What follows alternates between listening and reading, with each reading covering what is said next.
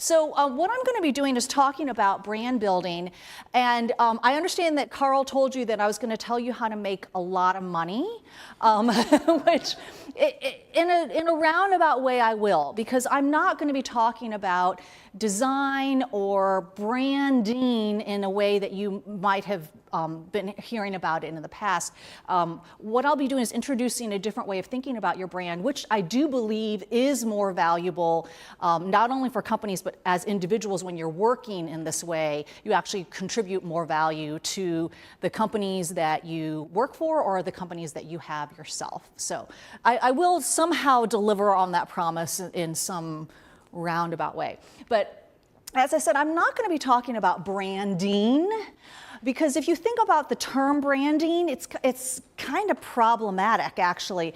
You know, it came about at a time when people had cows and ranches, and they needed to make sure that people wouldn't steal their cows. So they take these, poor innocent cows, and take this sharp, pointy iron and stick it into these burning coals, and then sear their mark on these cows. And that's what branding means, so that if someone came across the cow, they knew who the cow belonged to. But it's insane to think that branding works as a business concept today. So I'm not going to be talking about searing your mark on something like with a logo to show that you actually own something, or that the company you work for owns a product or owns a service or does a particular thing, but rather I'm going to be talking about brand building, about developing a valuable asset for the companies that you work for or that you might build yourself, okay? So I'm also not going to be talking about advertising per se, because advertising is quite notorious at being unreliable at building a great brand. The Gap has had some of the best advertising in the world, I think, in recent times. You probably are too young to remember, but the Gap had this really great ad with all this dancing and really hip music. They've had celebrities, they've had famous photographers do their ads for them, and yet the Gap, in terms of a business, has really struggled to make a profit and to sustain sales growth. In fact, I read that in 1 year, the Gap spent $260 million, I think it was either $260 or $280 million on advertising. Think about spending that amount of money on ads. And then their comp store sales, which is how you measure success in the retail industry, were down 7%. They actually lost sales of 7%. So for the Gap, just because you've got great advertising doesn't mean that you've got great sales, and that tends to be the case for most businesses out there. So I'm not going to talk about advertising. I'm also not going to talk about gimmicky marketing programs that are out there, like frequent flyer programs. Do any of you belong to one of these kind of frequent flyer? Okay, quite a few of you. Yeah, I belong to a lot of them. I would venture to say that none of you loves your airline because of this marketing loyalty program they have, right? I fly on American a lot, but I don't love American. I don't feel any emotional connection to that brand.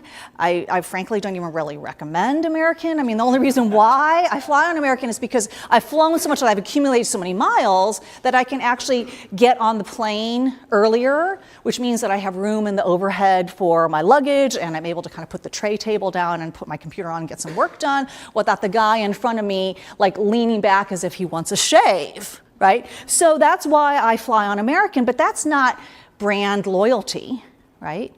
And companies that rely on gimmicky marketing programs like that aren't great brands.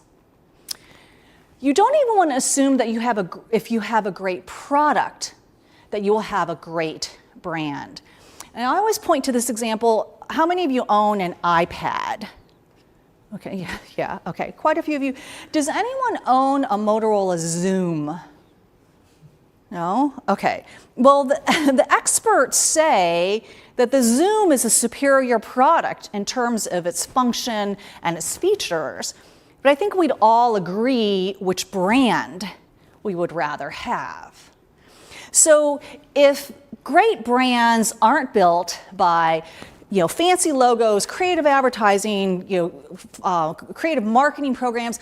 How are you supposed to build this kind of rock star brand, the kind of brand that people will line up for hours, days to buy something from you, or people will tattoo your logo on their bodies? How do you build that kind of brand?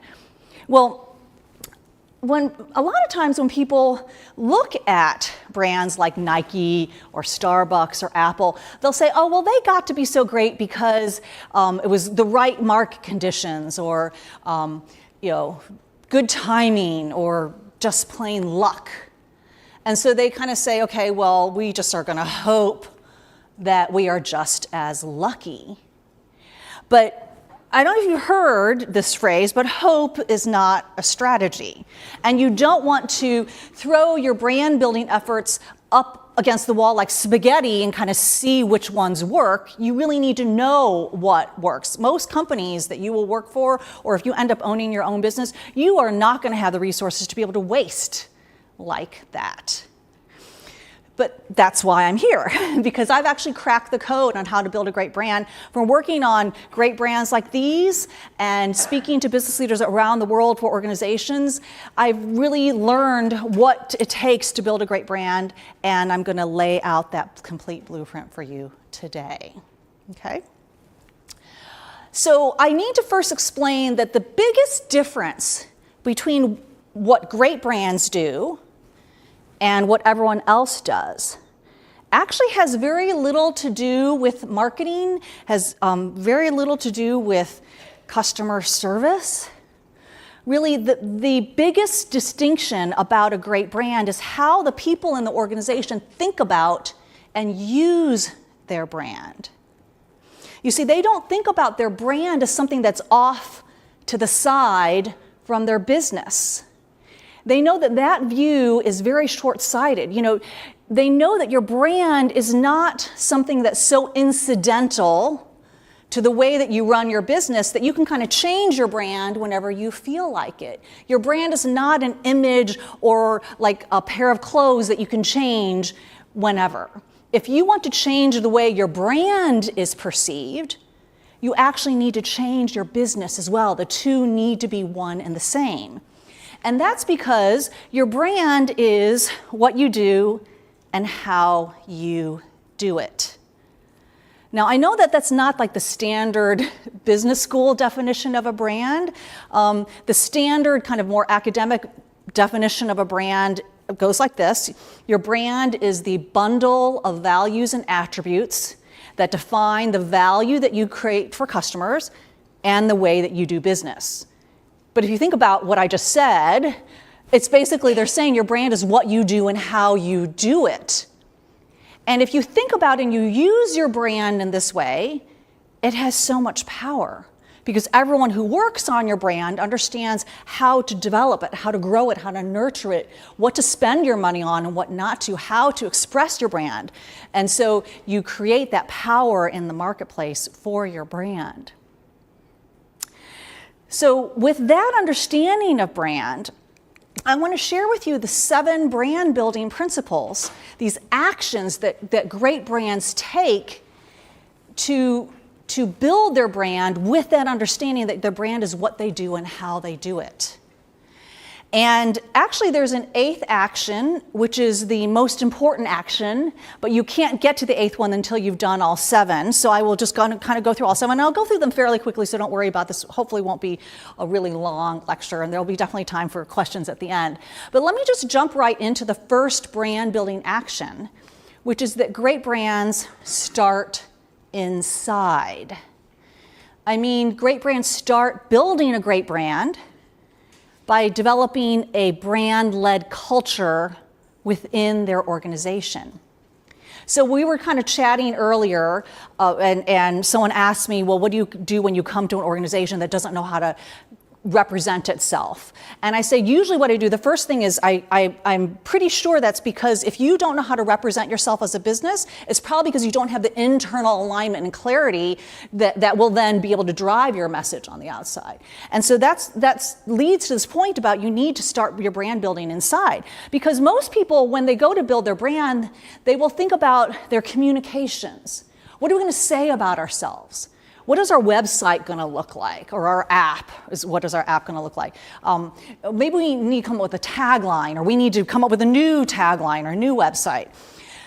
And I think that's people rely on communications or turn to communications first because when they want to signal a change, it's a lot easier to change what you say about yourself than to actually change yourself. And so most people will turn to communications first, but what I'm saying is that you need to have your culture first. You need to ensure that you have a clear and focused and differentiated purpose and core values to drive everything that you do. Bless you. And then you have something worth communicating, and then you'll have that clarity to be able to communicate it convincingly outside. And you see, I learned this lesson when I was at Sony. So this was back in the late 1990s, and up until that point, Sony had enjoyed clear brand leadership. We were the brand that you bought if you wanted a consumer electronics. So people paid a hefty premium for our products. A lot of people bought them. They just thought they were the best quality, best design, best technology. And so I think we kind of took that brand leadership for granted. And a combination of arrogance and frankly some laziness led us to be completely vulnerable when Apple introduced the iTunes and the iPod, and lower end competitors started ripping off her technology in just a matter of months. So because of this, Sony no longer had a technological advantage, and because of that, we no longer had a brand advantage.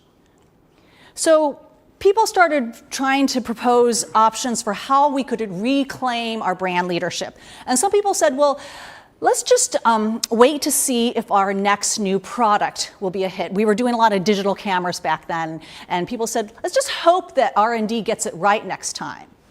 Most of us didn't want to hope. Some people said, well, let's just run some big splashy campaign on TV. Let's just get our name out there and people will respond.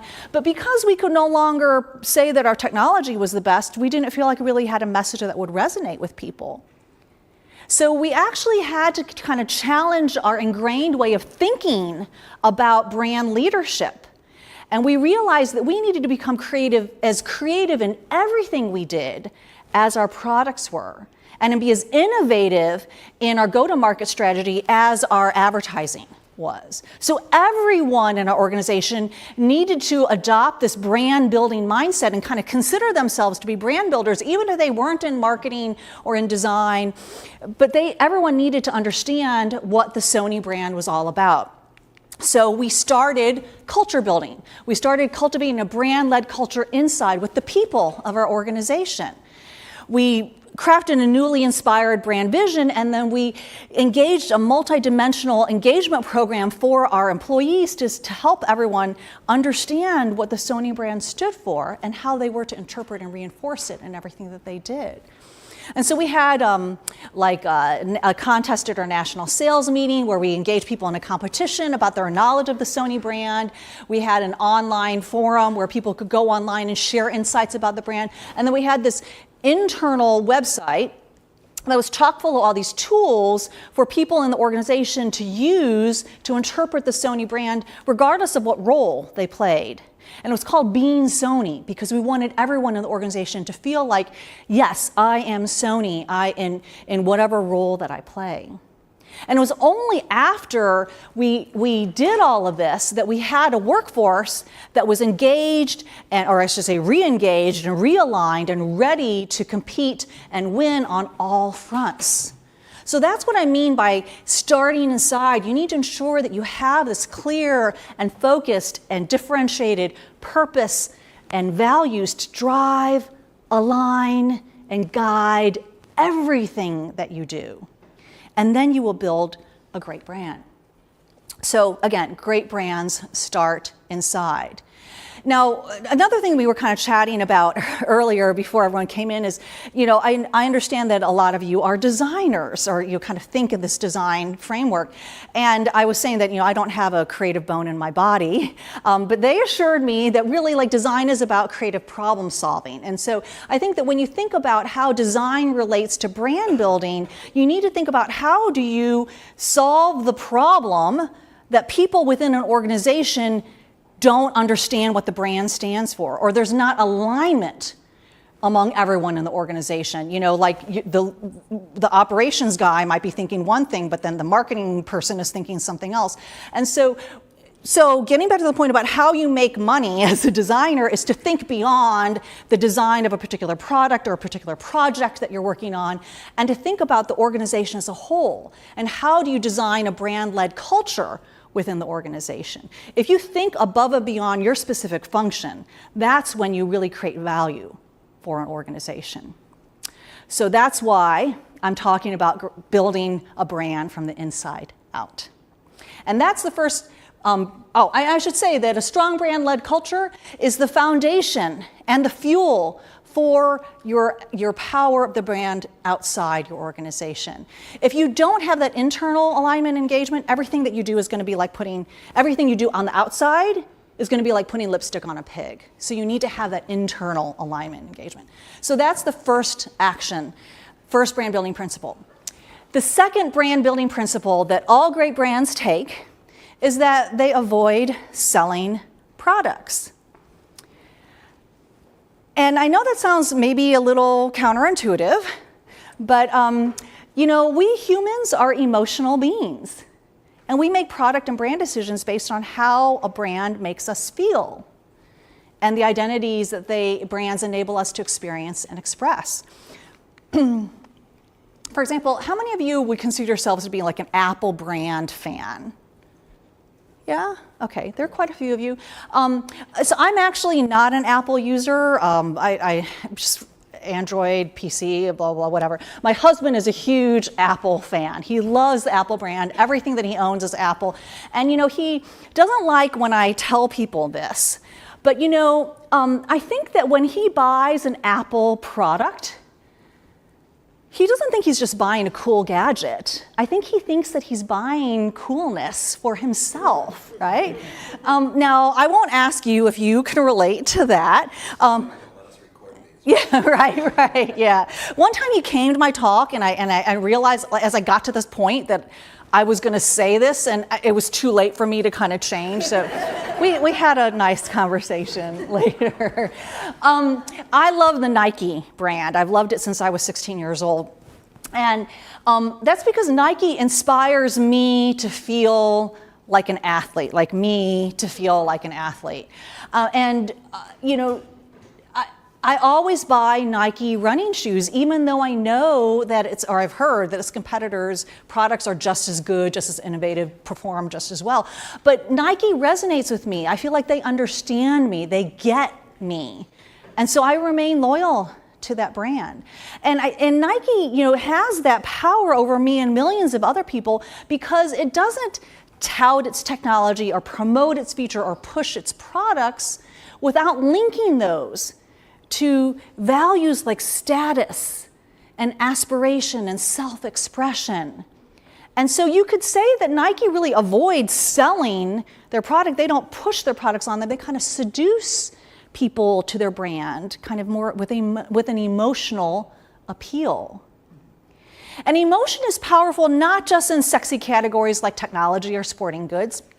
Salesforce has become the largest technology software platform out there, knocking out competitors like Microsoft and Oracle, in part because they relate to their customers in a very simple, human, fun way. And I always use this example. This is the Pinterest page from Acme Brick Company. They actually sell bricks, okay? So if Acme can engage their customers in something that is so emotional and inspiring with a product that is as generic and boring as bricks, I think you can understand that emotion works in every category. Again, we humans are emotional beings. So if you want to resonate with the people you're designing for emotionally, you need to ask yourself, what business am I really in? You know, I might be selling cars or designing cars, but am I really in the business of helping people kind of express a new identity or experience a new identity? I may be designing a new home, but am I really helping someone create a nest for my family to come and be cared for? You might be selling cosmetics or clothing, but are you really in the business of helping people feel more confident? You might be selling software, or or some technology product, but are you really in the business of helping people become more productive or becoming their company's hero? You always want to go to that connection, that emotional connection that you can create with folks, and then keep that connection in mind in everything that you do, so that you're able to make that connection with your customers. So that's the second action: great brands avoid selling products. Here's another principle that might sound a little counterintuitive: great brands ignore trends. And I think, all of us have been trained, well, we need to pay attention to trends. We need to follow the trends, because that's the only way that we can make sure that we're going to be relevant and compelling to our customers as people evolve. But what I've discovered is that great brands have found that when they follow a trend, they end up following everyone else. And usually they get so in that track of following that they get blinded to totally break through brand new ideas that they could actually own for themselves. So that's why great brands ignore trends and sometimes even challenge them. An example here I'll talk about is REI. At a time when all of the retailers were trying to get a leg up on the holiday season by opening their doors earlier and earlier. Some retailers were starting to open on Thanksgiving and try to run all these sales earlier. There was kind of this trend towards pushing sales. But REI decided that they were actually going to close their doors and stay closed on Black Friday, which is the retail industry's key day of sales. And they did this because they were really focused on their purpose. Again, going back to, great brands start inside. The purpose of REI is to bring the excitement and adventure of the outdoors to everyone. And so they thought, well, if our employees are working inside, they're not fulfilling our purpose. So we need to give our employees the day off. And so then let's just close our doors and give our customers, or encourage our customers to go outside as well. And when they first announced that they were going to close their doors on Black Friday, people were like, are you crazy? Analysts gave them a lot of heat, but they said, this is how we are going to live out our values and our purpose.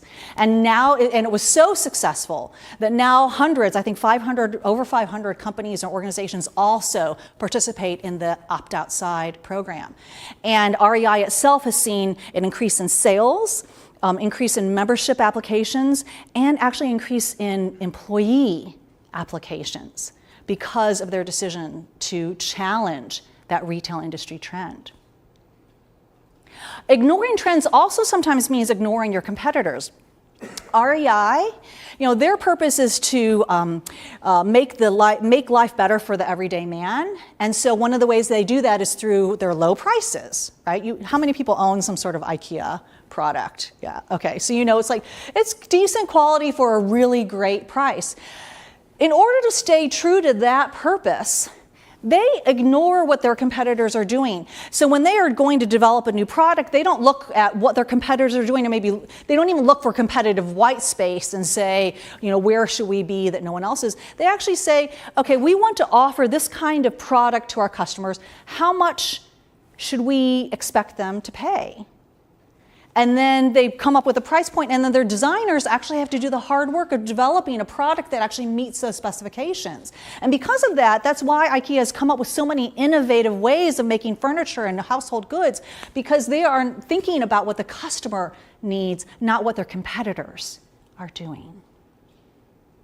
So ignoring trends doesn't mean that you just kind of put on blinders and you never change and you never evolve. What it means is that you need to find ways to grow and to develop that no one else can. And so that usually means going back to your purpose and your values and identifying what are new ways that we can express that. You can also look outside your category. So instead of focusing on your competitors, look at what people are doing in industries and categories that are way far out from what you are doing, and see how their lives are changing, how their decisions are changing, and what the implication might be for your industry and the thing that you're designing specifically. Action number 4, great brands don't chase customers. Great brands know better than to squander their precious brand equity by chasing after elusive audiences. And not chasing customers is why in the energy drink category, Red Bull is a far more profitable brand than Monster Energy. And you could probably argue that profitability is probably one of the biggest or strongest indicators of brand strength. Because if you've got two products that seem quite similar, but you can actually charge a lot more for yours, then you probably have a stronger brand. And this is really, whenever I talk about energy drinks, I have to make this caveat because people are like, what do energy drinks have to do with my business? What do energy drinks have to do with designing a home or designing a building, designing a built environment? The truth is that you may think that what you're building is very different from what other people are. But from most people's perspective, the people who are buying your products and services, they kind of all seem the same. I mean, it's true with energy drinks. I'm sure Red Bull and Monster both think that they've got unique products, but we all think that they all taste the same. They taste gross. The only reason why we drink them is because we need a jolt of energy. And because Red Bull can charge more, even though their product is the same, they enjoy this higher profit margin. And Red Bull enjoys that higher profit margin because they've carved out this kind of super premium, exclusive brand position. They don't go after the kind of the mass market with this low price strategy that Monster Energy has. Red Bull actually has carved out a unique position and a unique personality. The CEO of Red Bull, Dietrich Mateschitz, founder and CEO, says that, it was just as important to him that high school teachers hated his product as it was for their students to love it. So he wasn't worried about alienating a ton of people with all of the kind of the ads that they run and kind of the stunts that they pull. He's truly trying to reach a certain kind of person and invite that person to buy their product. So I would encourage you to do the same thing. When you think about the products that you're developing, the brands that you're building, you need to be willing to stand for something clearly, even though it's going to turn some people off. And you need to adopt an identity that's not going to appeal to all people, but is going to appeal to the right people. Again, one of the things we talked about is as a university, you're not going to attract everyone out there. What is the unique type of person, unique kind of student that you want at LTU? And when you have that clarity and that focus, then you can really make that emotional connection with that customer or with that student or with that faculty member. Now, when I talk about, this is my quote, you can't be all things to all people, and Red Bull has learned that you can burn a lot of margin trying to, so don't. So when I talk about this with people, especially if they're like small business people or startup entrepreneurs, they'll say, well, not chasing customers is something that's fine for bigger companies. They can afford to do that. But we're just starting up. We're small. We can't be as discriminating. And I need to remind them, and so I will remind you now, that every company that is a great brand was once the size of a startup, was a startup. And every great leader that we admire started at a company that was small and had limited funds. And the example that I always talk about is Richard Branson. You know, we know him today as this like uber successful founder of Virgin. You know, he's a billionaire 30 times over. But you know what? Back in the 1970s, he was just this geeky guy who ran a bunch of record stores. But he and his partner wanted to run a certain kind of record store. They didn't want to feature all that kind of teeny bop music. They wanted to kind of be more of an elitist hip record store. And in his book, one of his books, Richard talks about having difficulty with that decision because he knew that if they were going to turn away customers by not having the most popular records out there, they were going to lose out on short-term revenue. And Simon, his business partner, had to remind him that, hey, we need to stick to our guns because not only will we then be able to maintain our integrity, but in the long run, we will attract the kinds of customers who will stick with us. And so look where Virgin is today. So regardless of the size of your company, regardless of what stage of business that you're working in, you need to be able to make difficult decisions now so that you can grow and thrive in the future. So one of those difficult decisions is not chasing customers. In fact, sometimes you might have to fire a customer because they aren't aligned with what you are offering. Great brands sweat the small stuff. I mean, in the small stuff in the customer experience. Great brands know that all the big things that you promise in your advertising and marketing are far outweighed by the little things you do for someone in the customer experience. In fact, you could say that customer experience is really the new marketing. It influences brand perceptions just as much, and it impacts brand performance and results just as much. So great brands design their customer experiences down to the last detail, often trying to appeal to all 5 human senses in order to make an impact that is sustainable and emotional and valuable to their customers. When I say customer experience, I want to be clear that I'm saying that you need to think about the sum of all interactions that someone has with your business. Everything that someone tastes, hears, smells, touches, feels, it's all part of that customer experience, and it builds up over every interaction, every transaction that someone has with your business. Customer experience is not just customer service. Customer service is very important, but it's only one aspect of the customer experience. There are all these other touch points that influence someone's experience with you, whether it's the built environment, whether it's all the digital touch points, whether it's the actual products that you're selling. Everything adds up to the customer experience. Now, I know that you all have been sitting for a while, so I'm actually going to have a quiz that's going to require you to stand up in just a moment, okay? And just kind of, sitting is the new cancer or whatever. So why don't you go ahead and stand up. I'm going to ask 3 questions, and whoever's standing at the end can claim to be like a winner. Okay, so go ahead and stand up.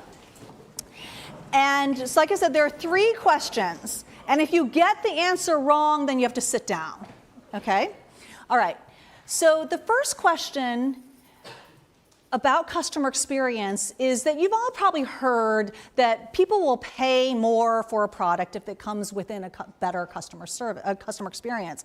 But the question I have is, what % of customers will pay more for a better customer experience?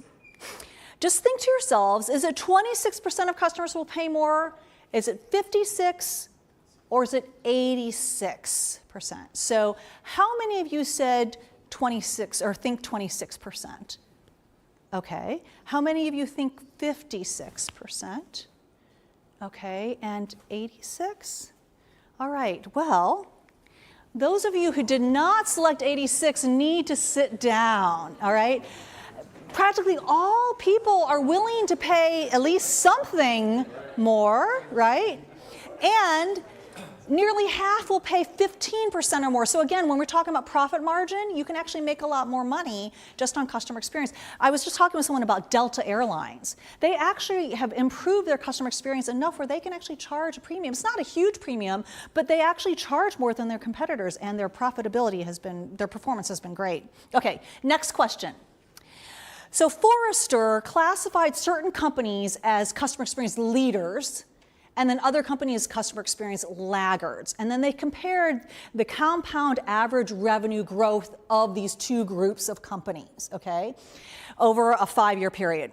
And those customer experience laggards, the companies who are not doing well in customer experience, had only a 3% compound average revenue growth in that period. The question is, what percentage did the customer experience leaders have?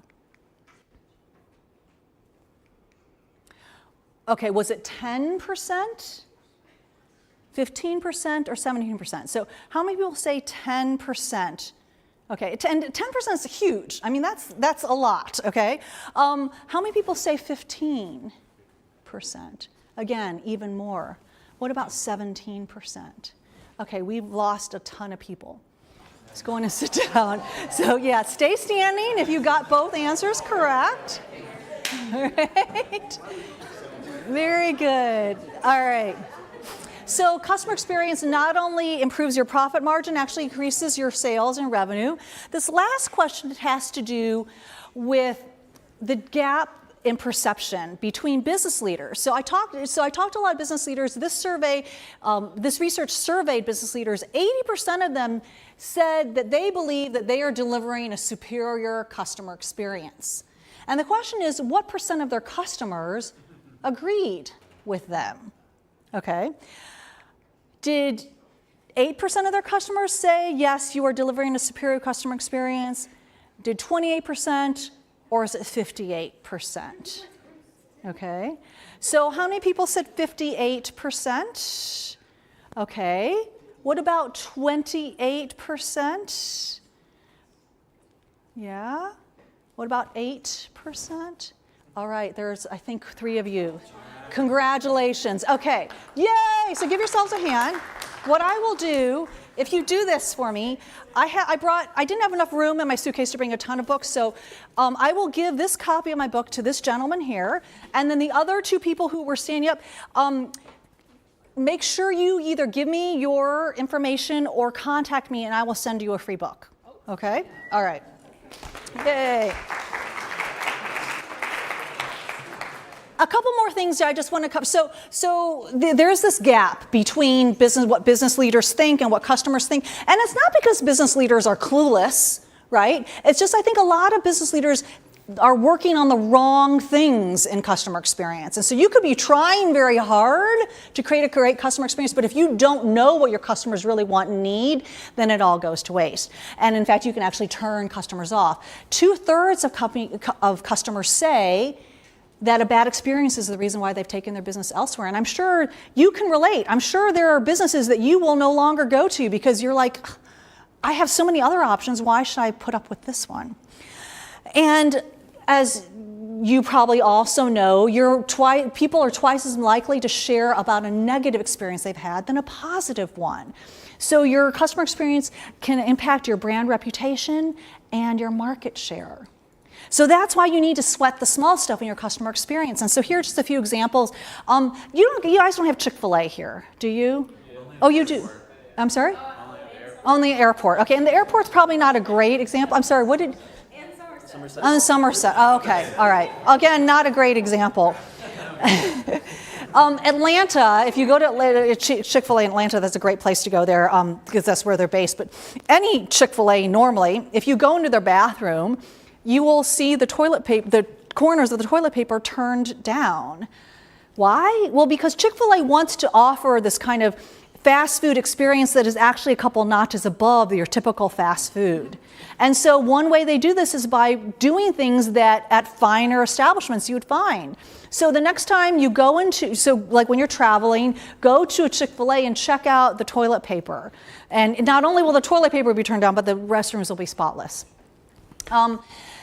sweating the small stuff doesn't just have to be like in the physical environment. MailChimp is a email newsletter provider. I use it to send newsletters to my clients. And one of the things they do after you send an email campaign, they don't just like have this message that's like submitted or confirmed or email sent. They're like, yay, you need to rock on, because they realize that that moment of sending an email is critical to their success, and they want to make something worth celebrating for their customers. And it's a way for them to differentiate themselves from every other email newsletter provider out there. So you can express yourself and through messaging, through images, through just the way that you communicate with your customers as a way to improve your customer experience.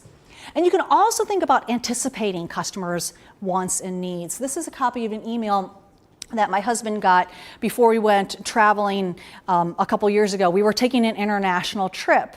And what usually happens to us on an international trip is that our credit cards get declined. Like you try to go buy something and then you're stuck in this foreign country with no money and you're trying to buy stuff. It's really a big hassle.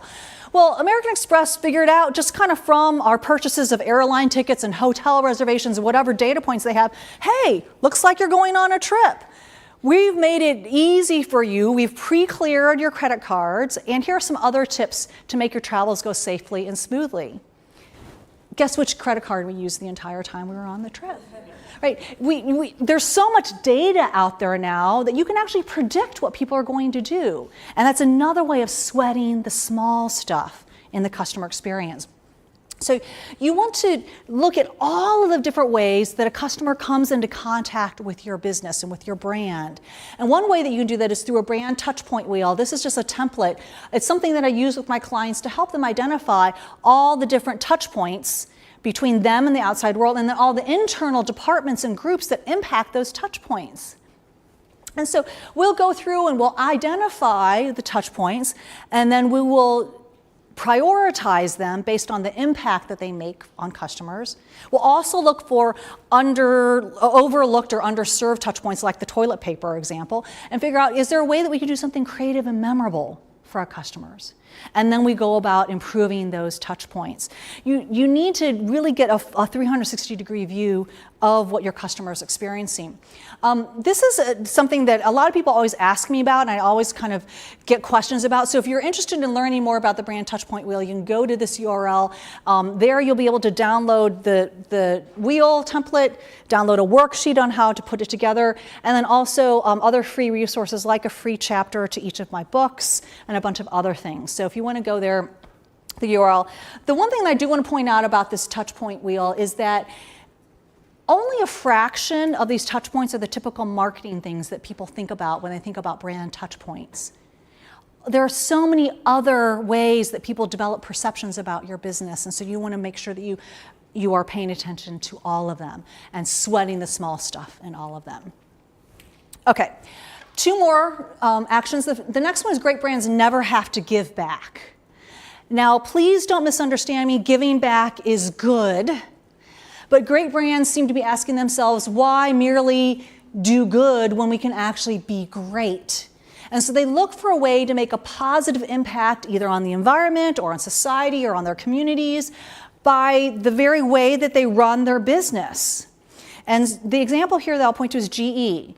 So GE cares about the environment. But they don't just make a donation to an environmental cause, or they don't tell their employees to go run in the Earth Day 5K, although they may do that. But they actually are redesigning their factories to reduce water and energy consumption. They're retooling their products so that they use less water and energy. And so they're actually changing what they do to make a positive impact. GE also hires veterans. Not because that makes a great PR story and they want to get credit for it, but because veterans are the exact kind of people they want in their company. People who are familiar with technology and globalization, people who are natural leaders. So this is what I mean by running your company to make a positive impact. You know, this phrase giving back has become so commonplace that I think people forget it kind of has a little bit of a negative connotation. You know, it implies that you've taken something that you need to give back. But if you're actually creating a positive social impact in the very way you do business, you don't have to give back. So instead of doing corporate social responsibility, because you have to, you want to do CSR, you want to do CSV, you want to create shared value that everyone who's involved in your business can benefit from, whether that's your customers, whether it's your employees, whether it's your investors, whether it's your suppliers, distributors, the communities that you do business in, society, the world at large. You want to be thinking about creating value for everyone. And so that's what I mean by never having to give back. The last action is great brands commit and stay committed to the core of their brand. And I know that this one actually sounds intuitive. People always nod and be like, oh yeah, we get it. You need to be committed, you need to be focused. But in the 25 plus years I've been in business, I've worked with business leaders who they get off track. And I don't know if it's because they're under pressure to produce short-term results, or whether they want to imitate the successful practices of others, or maybe they just get bored. But it's really easy to drift off of your core. But great brands are crystal clear about their brand aspirations. They lock them in, and then they execute on them relentlessly. And there can perhaps be no better example of this than Amazon. Amazon's mission is to become Earth's most customer-centric company. And everything that Jeff Bezos, the CEO, and his team have done since the beginning of the company has been in service of that mission. When he wrote his first letter to his shareholders back in 1997, he said, the way that you will judge us as a company is whether we achieve that mission and whether we are focused on the long term. In other words, whether we are committed to the core. So, when the Kindle Fire Phone project failed, he was fine with that. When his company lost $39 million or 9 cents a share, he was fine with that. When people criticized him for selling the Kindle device at a loss, he was fine with that because he was saying, we are committed to becoming Earth's most customer-centric company, and we will do whatever it takes to stay committed to that. That I said there was this 8th action, and some of you are probably like, okay, we're getting close to the time. When is she going to get to the 8th action? The 8th action that all great brands take is they implement the brand as business management approach. Meaning they adopt their brand as the central organizing and operating idea for their company. So brand building is no longer this kind of marketing function off to the side. It's the strategic management responsibility. It's the decision filter through which every key strategy, every key decision is made at the company. From culture to customer experience to communications. So here's what I want you to remember. Every great brand defines its brand as its business. Great brands know that you don't build a great brand through advertising, you build it through action. You don't build it by developing an image, you do it by delivering a customer experience. Your brand can't just be a promise, it must be a promise delivered. And when you implement the brand as business management approach, you experience all sorts of great results. You have higher profit margins because the research shows that people are willing to pay more for products and services from great brands. You have customers who are truly loyal to you, not those who are kind of wishy-washy, loyal-ish. You have lower overhead costs because not only are you having your customers who do the marketing for you, they spread positive word of mouth, but you're also able to attract and retain employees more easily because you attract people who believe in what you're doing. You're also in a better negotiating position with your suppliers and vendors because they want their brand associated with yours. You have a greater valuation financially if you are looking to acquire a company, you're looking to get your startup valued, or you're looking to be acquired. If you have a great brand, the analysts show that you actually have greater financial value. And you will also enjoy goodwill. Something will always go wrong for your company. And if you have a great brand, you'll have people who will stand up for you, stick by you, and know that you will make it right.